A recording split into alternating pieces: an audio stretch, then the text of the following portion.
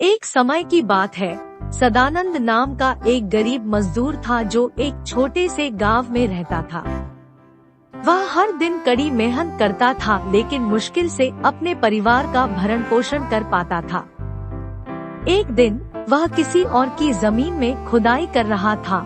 खुदाई करते समय उसे एक रहस्यमय वस्तु में कुदाल टकराई। जैसे ही उसने गहरा खोदा, उसे जमीन में दबा हुआ एक छोटा सा सुनहरा बर्तन मिला। सदानंद अपनी खोज से चकित था और उसे अपनी किस्मत पर विश्वास नहीं हो रहा था। उसने सावधानी से बर्तन उठाया और उसकी बारीकी से जांच की। यह जटिल डिजाइनों के साथ खूबसूरती से तैयार किया गया था और ऐसा लग रहा था जैसे यह शुद्ध सोने से बना हो। सदानंद का दिल उत्साह से दौड़ गया, क्योंकि उसे एहसास हुआ कि घड़ा उसकी जिंदगी हमेशा के लिए बदल सकता है। उसने जल्दी से बर्तन को छिपा दिया और यह पता लगाने के लिए अपने गांव वापस चला गया कि अपने नए मिले खजाने का क्या किया जाए। जैसे ही वह घर पहुंचा, सदानंद ने मटके को एक सुरक्षित जगह पर बंद कर दिया और बिस्तर पर चला गया। वह सब कुछ सपने देखने लगा जो वह बर्तन बेचने से प्राप्त धन से कर सकता था। लेकिन उसे क्या पता था कि बर्तन कोई साधारण नहीं था। अगली सुबह सदानंद अपने दरवाजे के बाहर अपने परिवार के सदस्यों के आनंदित होने की आवाज से उठा। जब उन्होंने बाहर कदम रखा तो उन्होंने देखा कि उनकी छोटी सी झोपड़ी रातों रात एक भव्य महल में तब्दील हो गई थी। उनके परिवार ने अच्छे कपड़े पहने थे और गांव उनके अचानक धन की खबर से गुलजार था। सदानंद परिवर्तन से चकित था और महसूस किया कि बर्तन वास्तव में जादुई था। उसने जल्द ही जान लिया कि हर बार जब वह घड़ा खाली करता है तो वह अपने आप को अनंत मात्रा में सोने से भर देता है। समय के साथ वह गांव का सबसे धनी व्यक्ति बन गया और दूर दूर से लोग उसकी सलाह और आशीर्वाद लेने आते थे।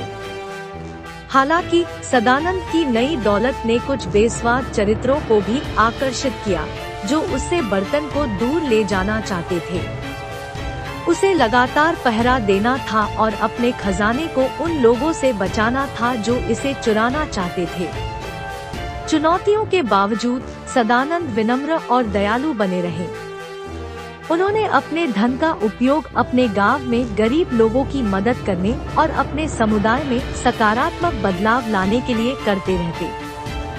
जादुई घड़े ने न केवल राज की जिंदगी बदल दी थी, बल्कि पूरे गांव में समृद्धि भी ला दी थी। अंत में सदानंद ने महसूस किया कि घड़े का असली मूल्य उस धन में नहीं था जो वह उसे लाया था, बल्कि उसके आसपास के लोगों के लिए खुशी और भलाई में था। वह अधिक अच्छे के लिए बर्तन का उपयोग करना जारी रखता था और एक लंबा और समृद्ध जीवन जीता था, हमेशा उस जादुई सुनहरे मटके के लिए आभारी रहता था जिसने उसकी किस्मत को हमेशा के लिए बदल दिया था। एक दिन जब सदानंद यात्रा पर था, एक लालची चोर उसके महल में घुस गया और जादुई सोने का बर्तन चुरा लिया। चोर को अपनी किस्मत पर विश्वास नहीं हो रहा था और वह अनंत धन की संभावना से बहुत खुश था। वह बर्तन ले गया और राज के महल को अस्तव्यस्त छोड़कर जितनी जल्दी हो सके भाग गया। जैसे ही चोर अपने ठिकाने पर पहुंचा, उसने उत्सुकता से घड़ा खोला और सोना उंडेलने लगा। लेकिन उसके आश्चर्य के लिए बर्तन डालना बंद नहीं हुआ और जल्द ही कमरा सोने के सिक्कों के एक विशाल ढेर से भर गया। चोर की खुशी जल्द ही डर में बदल गई, क्योंकि उसने महसूस किया कि बर्तन का जादू इतना शक्तिशाली था कि वह उसे नियंत्रित नहीं कर सकता था। जितना अधिक उसने सोना उंडेल दिया, उतना ही अधिक चोर को अपने शरीर में अजीब सी अनुभूति होने लगी। उसने महसूस किया कि उसकी नसों में एक अजीब सी गर्माहट फैल रही है और उसका दिल बेकाबू होकर दौड़ने लगा। अचानक वह जमीन पर गिर गया, हिलने या बोलने में असमर्थ हो गया। जब चोर को आखिरकार होश आया तो उसने खुद को एक अजीब जगह पर पाया। वह जमीन पर लेटा था, एक तेज रोशनी से घिरा हुआ था। जैसे ही उसकी दृष्टि साफ हुई, उसने सदानंद को अपने सामने खड़ा देखा। उसके चेहरे पर एक सख्त अभिव्यक्ति के साथ उसे नीचे देख रहा था। सदानंद ने अपने जादुई बर्तन की चोरी के बारे में सुना था और चोर को खोजने के लिए निकल पड़ा था।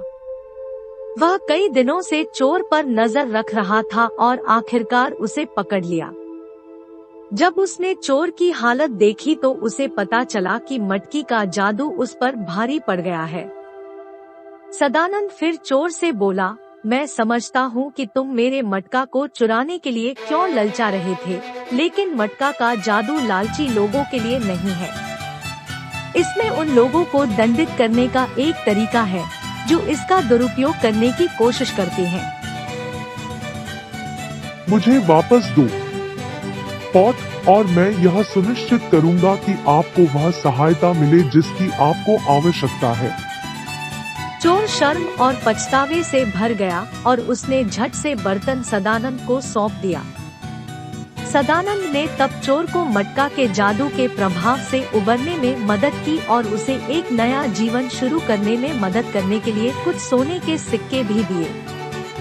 चोर सदानंद की दया के लिए उसका बहुत आभारी था और उसने अपना जीवन बदलने की कसम खाई। उस दिन से उन्होंने अपने कौशल का अच्छे के लिए उपयोग किया और समुदाय के एक सम्मानित सदस्य बन गए। जहाँ तक सदानंद की बात है, वह जरूरतमंद लोगों की मदद करने और अपने गांव में समृद्धि लाने के लिए जादुई मटका का उपयोग करता रहा। वह जानता था कि मटका की असली ताकत उसके द्वारा लाए गए धन में नहीं है, बल्कि यह उन लोगों के हाथों में अच्छा कर सकता है जो इसे बुद्धिमानी से इस्तेमाल करते हैं।